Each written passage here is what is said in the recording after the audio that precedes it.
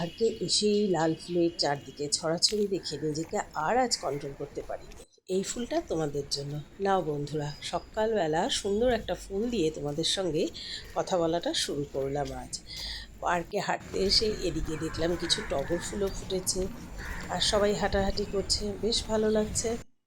Hello friends, good morning. Good morning. Welcome to my channel, welcome to a mini blog. ও সকাল থেকে আজ অনেক কাজে লেগে গেছে, পুরো ছাদ পরিষ্কার করে জল দিয়ে ধুয়ে দিল। এই হাওয়া দিচ্ছে না, পাতা পড়ে ভর্তি হয়ে যাচ্ছে। আর এই দেখো আমার শিউলি গাছ, অনেক শিউলি ফুল ফুটেছে আজকে, জানো? এক ঝুড়ি ফুল, মানে এক সাজি ফুল তুলেছি। তার মধ্যে কি কি নেই, টগর, জবা, বেল ফুল আছে, শিউলি ফুল আছে, পুরো এক ঝুড়ি। অপরাজিতা কয়েকটাই মাত্র ফুটেছে, যাই হোক ভালো। গন্ধরাজও তো ফুটছে, গন্ধরাজ আবার কম ফুটছে। গন্ধরাজের দুটো ফুটলো মাত্র, আর কুড়ি এসছে অনেক। একদম খারাপ হয়ে গেছিলো, আবার পদ্ম গাছেও অনেক কুড়ি এসছে। আজ ব্রেকফাস্ট হচ্ছে ছাতু, মুড়ি আর হালকা চিনি। আর একটা জিনিস কী দিয়ে দিয়েছি বলো? কালকের আমাদের ছানা কিছুটা দুজনের বেঁচে গেছিলো, সেটা এতে মিশিয়ে দিচ্ছি। দই দিয়েছি। ভাল লাগছে না খেতে? কলা নেই, কলাটা থাকলে বেশি টেস্ট হয়।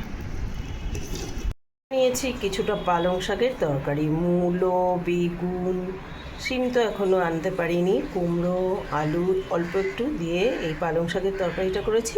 এটা শুধু ওর, আমার আর রুনুর জন্য, স্টুডেন্টদের করিনি, কারণ অনেকেই এসব খাওয়া পছন্দই করে না আর কি। মটর ডাল বাটা করে নিয়েছি আদা কাঁচা লঙ্কা দিয়ে, আর এটা দিয়ে এখন বড়া ভাজবো। বড়া আলুর তরকারি হবে, আজ শুক্রবার তাই।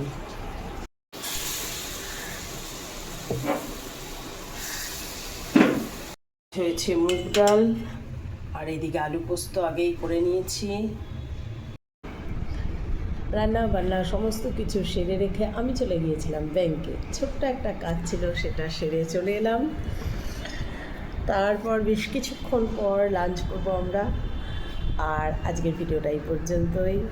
ভালো লাগলে অবশ্যই লাইক করো, কমেন্ট করো আর সাবস্ক্রাইব করো। জানিও পরবর্তী ভিডিওতে তাহলে আবার দেখা হবে। বাই।